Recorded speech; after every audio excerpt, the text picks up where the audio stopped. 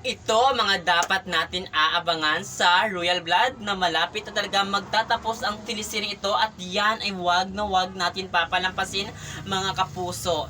Itong si Margaret nagpapakamatay ito pero may pagkakataon pa siya mabuhay kung may magdodonate na kapareho yung dugo niya. Sino kaya ang magdodonate dito para mabukay lang itong si Margaret? Paano nga ba talaga niya ginawa ito at ano ba talaga ang pwedeng gawin ng mga na kapatid ni Margaret para lang talaga ay hindi na talaga magpapakamatay ulit itong si Margaret. Kaya aabangan natin yan mga kapuso kung mabubuhay pa ba talaga itong si Margaret. Pero ngayon ay alam na talaga ng lahat na itong si Margaret ay hindi anak ni Gustavo.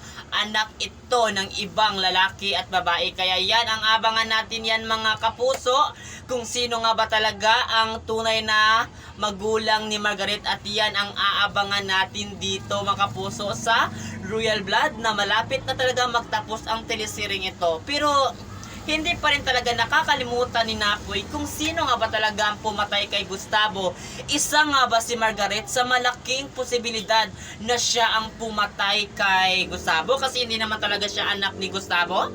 Kaya yan ang abangan natin dito mga kapuso kasi malapit na talaga natin malalaman kung sino itong kriminal na walang awang pinatay itong si Gustavo na ama ng lahat, na ama ni Napoy. Kaya yan ang aabangan natin dito mga kapuso sa teleseryeng kinaaadikan natin tuwing gabi. At yun lang, maraming salamat sa panonood sa teleseryeng ito. Thank you!